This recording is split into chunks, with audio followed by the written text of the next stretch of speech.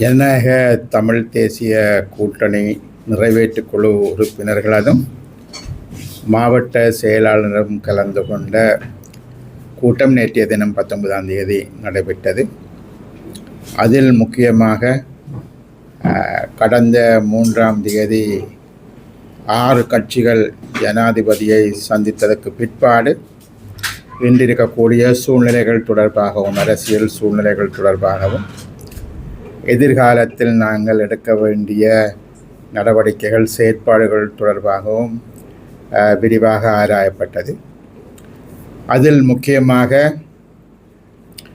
இப்பொழுது இருக்கக்கூடிய அனுரகுமார திசாநாயக்க அவர்களுடைய அரசாங்கம் பதவிக்கு வருவதற்கு முன்பாக அவர்களது தேர்தல் விஞ்ஞாபனத்தில் பல்வேறுபட்ட உறுதிமொழிகள் கொடுக்கப்பட்டன. பிரத்யேகமாக தமிழ் மக்களுக்கு பல உறுதிமொழிகள் கொடுக்கப்பட்டன.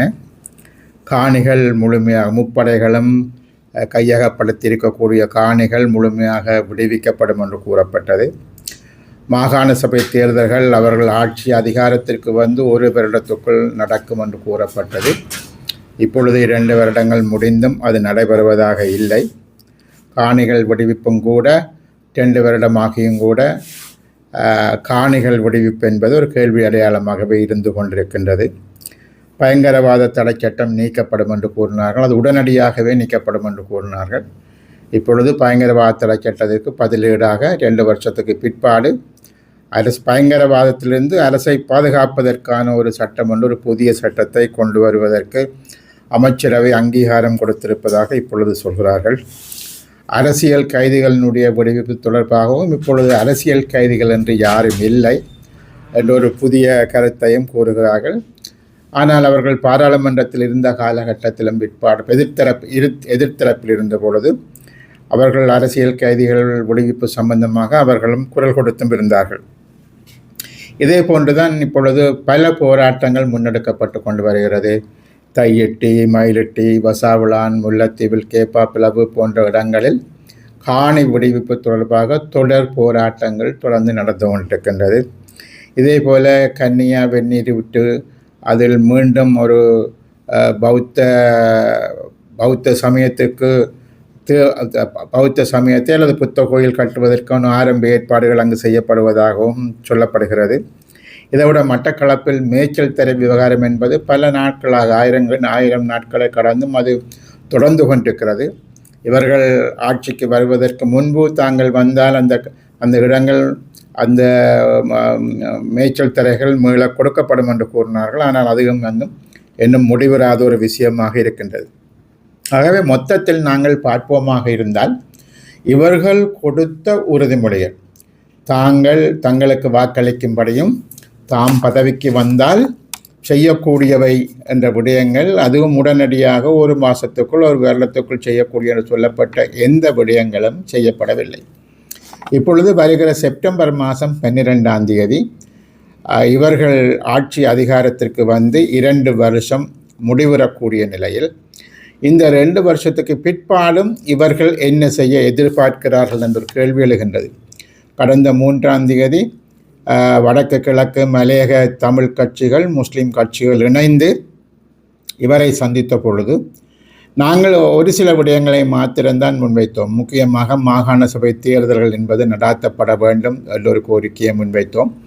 அதற்கு ஆக்கப்பூர்வமான பதில் எதுவும் வரவில்லை. மாறாக பாராளுமன்ற தெரிவுக்குழு அறிக்கை வந்ததுக்கு பிற்பாடு அதை பற்றி யோசிக்கலாம் என்ற ஒரு பதில் கூறப்பட்டது. அதேபோல் காணிகள் விடுவிப்பு தொடர்பாக நாங்கள் கேட்ட பொழுதும் கூட அது முப்படையினரிடம் தாங்கள் அது பற்றின பட்டியல்கள் கேட்கப்பட்டிருப்பதாகவும் அவை கிடைத்த பின் அதை பற்றி ஆலோசிக்கப்படும் என்றும் கூறப்பட்டது. ஆட்சி அதிகாரத்துக்கு வந்து 2 வருஷம் முடிந்துவிட்டும் இன்னும் எந்தெந்த காணிகள் விடுவிப்பது என்ற பட்டியலே அவர்களிடம் இல்லை என்ற தோரணையில்தான் ஜனாதிபதியினுடைய பதில் என்பது அமைந்திருந்தது. ஆகவே எம்மை பொறுத்தவரையில் இந்த அரசாங்கம் கடந்த 2 வருஷத்துக்குள் செய்ய வேண்டிய பல விஷயங்களை செய்திருக்க முடியும். காணிகளை முழுமையாக விடுவித்திருக்க முடியும். மாகாண சபை தேர்தலை நடாத்தியிருக்க முடியும். மாகாண சபை தேர்தலை நடாத்துவதற்காக வரவு செலவு திட்டத்தில் பணம் ஒதுக்கப்பட்டிருந்தது. பழைய சட்டத்தின் பிரகாரம் விகிதாசார முறையில் தேர்தலை நடாத்துவதற்கு எதிர்க்கட்சிகள் அனைத்தும் ஒத்துக்கொண்டிருந்தன. ஆரம்பத்தில் இவர்களும் தாங்கள் வந்தால் மாகாண சபை தேர்தலை நடத்துவோம் என்றும் கூறியிருந்தார்கள். ஆனால் இவ்வாறு இருந்தும் கூட இவர்களால் இதனை செய்ய முடியவில்லை. இனிமேல் இவர்கள் இதனை செய்வார்களா? 2 வருஷம் முடிந்திருக்கிறது. அரசாங்கத்தின் மீது மக்கள் வைத்திருந்த நம்பிக்கை கீழிறங்கி கொண்டிருக்கிறது. அது சிங்கள மக்கள் மத்தியிலும் சரி, தமிழ் மக்கள் மத்தியிலும் சரி, நாள் போக போக மக்களிடமிருந்த எதிர்பார்ப்புகள் மங்கி கொண்டு போக துவங்கி இருக்கிறது. இவர்கள் காணிகளை விடுவிப்பார்களா அல்லது கைதிகளை விடுவிப்பார்களா இல்லை என்று சொல்லி சொன்னால், காணாமலாக்கப்பட்டோருக்கு பரிகாரங்கள் காணுவார்களா என்று சொல்லி சொன்னால், நிச்சயமாக மக்கள் இப்பொழுது இவர்களும் முன்னர் இருந்த அரசாங்கத்தை மாதிரி எதுவுமே செய்ய மாட்டார்கள் என்ற ஒரு நம்பிக்கை இழப்பு மக்கள் மத்தியில் ஏற்பட்டு கொண்டிருக்கிறது. இந்த நிலையில் அடுத்த 2-3 வருஷங்களுக்குள் இவர்கள் 2029ஆம் ஆண்டு ஜனாதிபதி தேர்தலை சந்திக்க இருக்கிறார்கள். அதே போல் 2027ஆம் ஆண்டு 2027-28ஆம் ஆண்டுகளில் இவர்கள் உலகளவில் வேண்டிய கடன்களை மீளச் செலுத்த வேண்டியிருக்கிறது. மீளச் செலுத்த வேண்டுமாக இருந்தால் பல பில்லியன் டாலர்கள் இவர்களுக்கு மேலதிகமாக தேவையாக இருக்கிறது. அந்த டாலர்கள் இப்பொழுது முழுமையாக அவர்களிடம் கைவசம் இல்லை, அரைகுறையாக கொஞ்சம் இருப்பதாக கூறுகிறார்கள். இந்த நிலையில் பொருளாதார ரீதியான கஷ்டங்களையும் எதிர்காலத்தில் இவர்கள் மிக நிறையவே எதிர்கொள்ள வேண்டும் என்ற நிலைமை உருவாகி வருகிறது. அதற்கு மேலதிகமாக வறட்சி ஒரு பக்கம், சில சமயங்களில் எல்னினோ கால நிலைமை தொடர்பாக வரக்கூடிய எதிர்பார்க்கக்கூடிய வெள்ள நிலவரங்கள் என்பது இன்னொரு புறம். ஆகவே இயற்கை சீற்றங்கள் என்பதும் மிகப்பெரிய அளவில் இலங்கையையும் பாதிக்கக்கூடிய சூழ்நிலைகளும் ஏற்பட்டு வருகிறது. இந்த நிலையில் அரசாங்கம் எதிர்காலத்தில் அவர்கள் கொடுத்த உறுதிமொழிகளை அவர்கள் நிறைவேற்றுவார்கள் என்று நம்புவதற்கான எந்த அடித்தளங்களும் இல்லை. முக்கியமாக இவர்கள் மக்கள் மத்தியில் இருந்து அந்த மக்கள் மத்தியில் உருவாகி வரக்கூடிய நம்பிக்கை இனங்கள் என்பது இவர்களுடைய நிர்வாகம், இவர்கள் மக்களுக்கு கொடுத்த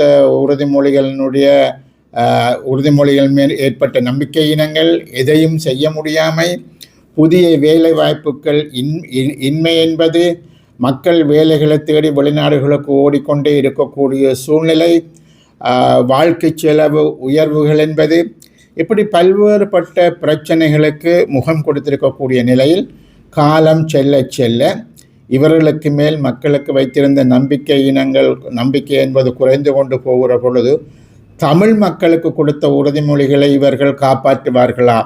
காப்பாற்றினால் அவ்வாறு செய்யவில்லை கேட்டால் நிச்சயமாக சிங்கள மக்கள் மத்தியில் அவர்கள் வாக்கு வங்கியை இழந்து விடுவோம், இனவாத சக்திகள் மேலிழந்து குரல் கொடுக்கும் என்ற பல்வேறுபட்ட பிரச்சனைகளை இவர்கள் எதிர்நோக்கி இருக்கப் போகிறார்கள். ஆகவே இவ்வாறான ஒரு சூழ்நிலையில் இந்த அரசாங்கத்துக்கு மேல் 2 வருடங்கள் இயன்றவரை பல்வேறுபட்ட தரப்பிலிருந்தும் சொல்லப்பட்டது அவர்களுக்கு கால அவகாசம் கொடுக்க வேண்டும், அவர்கள் பலவற்றை செய்வார்கள், அதனூடாக மாற்றங்களை கொண்டு வருவார்கள். ஆகவே அவர்கள் முன்னர் இருந்த கட்சிகளிலிருந்து வித்தியாசமானவர்கள், ஒரு மாற்றத்தை கொண்டு வருவதாக உறுதிமொழி கொடுத்திருக்கிறார்கள். ஒரு இடதுசாரி சிந்தனைகள் கொண்டவர்கள், சமத்துவம் பற்றி பேசக்கூடியவர்கள்.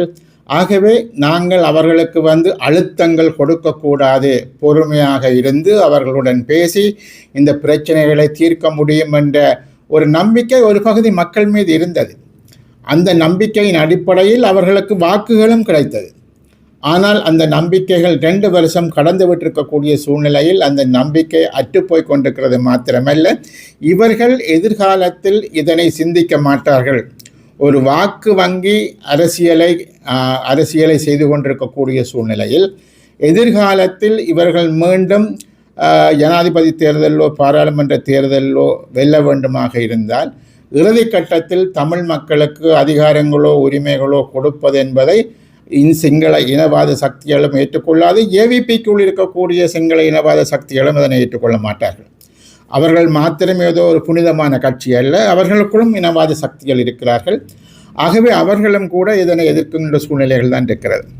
ஆகவே இவ்வாறான ஒரு சூழ்நிலையில் நிச்சயமாக தொடர்ந்தும் இந்த அரசாங்கத்தின் மேல் நம்பிக்கை வைத்திருக்க முடியாது என்பது ஒரு முக்கியமான விடயமாக ஜனநாயக தமிழ் தேசிய கூட்டணியினுடைய இந்த கலந்துரையாடலில் முடிவெடுக்கப்பட்டது. இவர்கள் எதனையும் செய்ய மாட்டார்கள், இவர்களுக்கு மேல் தொடர்ந்தும் நம்பிக்கை வைத்திருப்பது தவறானது என்பதுடன் இதனை மக்களுக்கு நாங்கள் தெளிவூட்ட வேண்டும் என்பதும், இதற்கு எதிராக தொடர் போராட்ட நடவடிக்கைகளை சகலருடனும் இணைந்து மக்களை மனிதிரட்டிய வகையில் என்னென்ன சாத்வீகமான வழியில் என்னென்ன போராட்டங்களை முன்னெடுக்க முடியுமோ அந்த வகையான சகல விதமான தொடர் போராட்டங்களை வருகின்ற செப்டம்பர் மாதம் 12ஆம் தேதியிலிருந்து ஒரு தொடர் போராட்டங்களை வடக்கு கிழக்கு மாகாணங்களில் மாவட்ட அடிப்படையிலும் சரி, மாகாண அடிப்படையிலும் சரி, பல்வேறுபட்ட விதமான போராட்டங்களை முன்னெடுக்கப்பட வேண்டும் என்ற ஒரு முடிவுக்கு வந்திருக்கிறார்கள். அதற்கான ஒரு இந்த ஜனநாயக தமிழ் தேசிய கூட்டணியில் அங்கம் வகிக்கக்கூடிய 5 கட்சிகள் சார்பாக அதற்கான ஒரு ஏற்பாட்டு குழுவும் தெரிவு செய்யப்பட்டிருக்கிறது. ஆகவே நம்முடன் இணைந்து இந்த விடயத்தில் பங்கு பெற்றக்கூடிய அனைவரும் இந்த விடயத்தில் நம்முடன் இணைந்து பணியாற்ற வேண்டும் என்று நாங்கள் கேட்டுக்கொள்ள விரும்புகிறோம். அது ஏனைய அரசியல் கட்சிகளாக இருக்கலாம், இல்லை என்று சொன்னால் பொது அமைப்புகளாக இருக்கலாம், பல்கலைக்கழக மாணவர் அமைப்புகளாக இருக்கலாம். ஆகவே இதில் இணைந்து செயற்படக்கூடிய அனைவரும் இதில் இணைந்து செயற்பட வேண்டும் என்ற விடயத்தையும் நாங்கள் கேட்டுக்கொள்ள விரும்புகின்றோம். இதில் இன்னொரு முக்கியமான விடயம் இந்த செம்மணி புதைகுழி விவகாரம் என்பது. இந்த செம்மணி புதைகுழியில் இப்பொழுது 580க்கு மேற்பட்ட எலும்புக்கூடுகள் கண்டுபிடிக்கப்பட்டிருக்கின்றன. ஏறத்தாழ ஒரு வருஷமாக இந்த பணி நடைபெற்றிருக்கிறது. இந்த பணி இப்பொழுது இடைநிறுத்தப்பட்டிருக்கிறது. இனி அக்டோபர் மாதம் இது தொடர்பாக அடுத்த முடிவு எடுத்து அதுக்கு பிற்பாடு தொடர்ந்தும் புதைகுழியை கிளறுவதா இல்லையா, அரசாங்கம் அதற்கான உதவிகளை செய்யுமா என்ற போன்ற விடயங்கள் நான் நம்புகிறேன் அடுத்த அக்டோபர் மாதம் அளவில் தான் மீண்டும் தெரிய வரும். இப்பொழுது இருக்கக்கூடிய விடயம் என்னவென்றால், இப்போ ஒரு இலங்கையில் முதல் முறையாக ஒரு மிக பெருமளவிலான எலும்புக்கூடுகள் ஒரே இடத்தில், அது குழந்தைகள் பெரியவர்கள் உட்பட பல்வேறுபட்ட தரப்பினரதும் எலும்புக்கூடுகள் என்பது கண்டுபிடிக்கப்பட்டது. முதல் முறையாக மிக பெருமளவில் இந்த எலும்புக்கூடுகள் என்பது கண்டுபிடிக்கப்பட்டிருக்கிறது. ஆகவே இதனுடைய அடுத்த கட்ட நடவடிக்கைகள் என்ன என்பது இப்பொழுது ஒரு பெரிய கேள்வியாக எழுந்திருக்கின்றது. இந்த அடுத்த கட்ட நடவடிக்கைகள் என்பது முக்கியமாக இந்த எலும்புக்கூடுகள் யார் யாருடையவை ஏன்னு சொன்னால், இது யாழ் மாவட்டத்தில் இருக்கக்கூடிய காணாமல் போனவர்களுடைய எலும்புக்கூடுகள் என்று சொன்ன ஐயம் எல்லோருக்கும் இருக்கின்றது. ஆகவே அந்த வகையில் யாழ் மாவட்டத்தில் காணாமல் ஆக்கப்பட்டு பதிவு செய்யப்பட்டிருக்கக்கூடிய பல்வேறுபட்ட குடும்பங்கள் இருக்கிறது. அவர்களுடைய இரத்த மாதிரிகள் சேகரிக்கப்பட வேண்டும். இந்த எலும்புக்கூடுகளுடைய அந்த இரத்த மாதிரியுடைய அந்த DNA டெஸ்ட்டுகள் நடத்தப்பட வேண்டும்.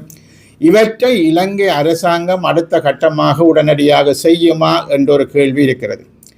இவர்கள் அதனை செய்வதாக இருந்தால் அதற்கான தொழில்நுட்ப உதவிகள் இவர்களுக்கு தேவை. அது இவர்களிடம் மிக மிக குறைவாகவே இருக்கிறது. அதே போல இதற்கான நிதி வசதிகள் தேவை. அதே போல் இதுக்கு நிபுணத்துவம் வாய்ந்த உறுப்பினர்கள் தேவை. ஆகவே இது தொடர்பான தொடர்ச்சியான விசாரணைகள் தேவை. இவை எதனையும் நிறைவேற்றக்கூடிய வகையில் இலங்கை அரசாங்கம் இருக்கிறதா என்று சொன்னால் நிச்சயமாக இல்லை. ஆகவே இலங்கை அரசாங்கம் இதற்கான ஒரு சர்வதேச உதவிகளை பெற்றுக்கொள்ள வேண்டும் என்று சொன்ன தேவை இருக்கிறது. ஆனால் இலங்கை அரசாங்கம் அந்த சர்வதேச உதவிகளை பெற்றுக்கொள்ளுமா, சர்வதேச விசாரணைகளுக்கு இடம் கொடுக்குமா, அல்லது குற்றவாளிகளை விசாரிப்பது போல இவர்களே இதனை விசாரித்து எதுவுமே இல்லை என்ற நிலைக்கு வருவார்களா? ஏனென்றால் இதற்கு முன்பு மன்னாரில் கண்டெடுக்கப்பட்ட எலும்புக்கூடுகளும் அது மூட்டை கட்டி வைக்கப்பட்டதை தவிர அதில் மேற்கொண்டு எந்த விடயங்களும் நடக்கவில்லை என்பதுதான் வெளிப்படையான உண்மை. இதே போல இந்த எலும்புக்கூடுகளும் மூட்டை கட்டி வைக்கப்படுமா, அல்லது அடுத்த கட்ட நகர்வுகள் மேற்கொண்டு விசாரணைகள் நடத்தப்பட்டு சம்பந்தப்பட்டவர்களுக்கு நீதி நியாயம் கிடைக்குமா என்ற ஒரு கேள்வி எழுகின்றது. ஆகவே இப்படி பல்வேறுபட்ட பிரச்சனைகளை இந்த 2 வருஷ காலத்திற்குள் இந்த அரசாங்கம் செய்ய முடியாத பல பிரச்சனைகள் என்பது எமக்கு முன்னால் விரிந்து கிடக்கிறது. மக்களுக்கு கொடுத்த நம்பிக்கைகள் அனைத்தும் மழுங்கடிக்கப்பட்டிருக்கிறது. மக்கள் முழுதாக ஏமாற்றப்பட்டு கொண்டிருக்கிறார்கள் என்ற சூழ்நிலை இருக்கின்றது. ஆகவே அந்த வகையில் ஜனநாயக தமிழ் தேசிய கூட்டணி சார்பாகத்தான் நாங்கள் எடுத்த முடிவுகளின் பிரகாரம் நாங்கள் வருகிற செப்டம்பர் மாதம் 12ஆம் தேதியிலிருந்து இந்த அரசாங்கத்தினுடைய இந்த மோசமான நிலைமைகள் தொடர்பாகவும் மக்களுக்கு கொடுத்த உறுதிமொழிகள் எதனையும் இவர்கள் செய்யவில்லை என்பதும், தமிழ் மக்கள் தொடர்ச்சியாக இவர்களாலும் ஏமாற்றப்பட்டு கொண்டிருக்கிறார்கள் என்ற நிலையில் குறைந்தபட்சம் அவர்கள் தங்களது மண்ணில் இருக்கக்கூடிய உரிமைகளை பெற்றுக்கொண்டு குறைந்தபட்சம் ஏற்கனவே இருக்கக்கூடிய மாகாண சபை தேர்தலை நடத்துவதில் கூட இவர்கள் பின்னிற்கின்றார்கள். அடுத்த வருஷம் கூட இந்த தேர்தலை நடத்துவதற்கான எந்த உத்தரவாதங்களும் இவர்களால் கொடுக்க முடியாத சூழ்நிலை தான் இருக்கிறார்கள். அவை குறைந்தபட்சம் ஒரு அரசியல் சாசன ரீதியில் இருக்கக்கூடிய அதிகாரங்களை அந்த மக்கள் பிரயோகித்து தங்களது பிரதேசத்து அபிவிருத்திகளை தங்களது பிரதேசத்து நடவடிக்கைகளை அவர்கள் முன்னெடுப்பதற்கான அந்த இடத்தை கூட கொடுப்பதற்கு ஒரு மறுத்து வரக்கூடிய சூழ்நிலையில் இவை மக்களுக்கு தெளிவுபடுத்தப்பட வேண்டும். இவற்றுக்கு எதிராக தொடர்ச்சியாக நாங்கள் போராடுவதன் மூலம்தான் அந்த இருக்கக்கூடிய அதிகாரங்களையாவது பெற்றுக்கொண்டு எமது மக்களினுடைய அபிவிருத்தியை முன்னோக்கி நகர்த்தி செல்ல முடியும் என்று நம்புகின்றோம். ஆகவே அந்த வகையில் எம்முடன் இணைந்து ஜனநாயக தமிழ் தேசிய கூட்டணியுடன் இணைந்து செயல்படக்கூடிய அனைத்து மக்கள் பிரிவுகளையும் அதனுடைய செயற்பட முன்வருமாறு அழைக்கின்றோம். நன்றி. ஒரு ஒரு ஒரு கூட்டம் யாழ்ப்பாணத்தில் நடைபெற இருப்பது, செல்வாரங்கள் நடைபெற இருப்பதாக தெரிவிக்கப்பட்டிருக்கிறது. சகல மக்களுக்கும் சகல கட்சிகளுக்கும் அழைப்புகள் விடுக்கப்பட்டிருக்கின்றது. அது ஒரு முக்கியமான ஒரு கூட்டமாக இருக்கும் என்று நாங்களும் எதிர்பார்க்கின்றோம். ஆகவே எல்லோரும் இணைந்து கொண்டு இந்த முக்கியமாக காணாமல் ஆக்கப்பட்டோர் என்பதும் இந்த செம்மணி புதைகுழி விவகாரம் என்பதும் ரெண்டும் வேறு வித்தியாசமான விடயங்கள் அல்ல. அந்த வகையில் அந்த கூட்டத்தில் எல்லோரும் கலந்து கொண்டு அதற்கு ஒரு முக்கியத்துவம் கொடுத்து மக்கள் தங்களது ஆதரவினை தெரிவிப்பது மாத்திரமல்ல, இந்த விஷயங்கள் முன்னோக்கி நகர்வதற்கு ஒரு உந்து சக்தியாக அந்த கூட்டம் இருக்க வேண்டும். எல்லோரும் கலந்து கொள்ள வேண்டும் என்றும் கேட்டுக்கொள்ள விரும்புகின்றோம்.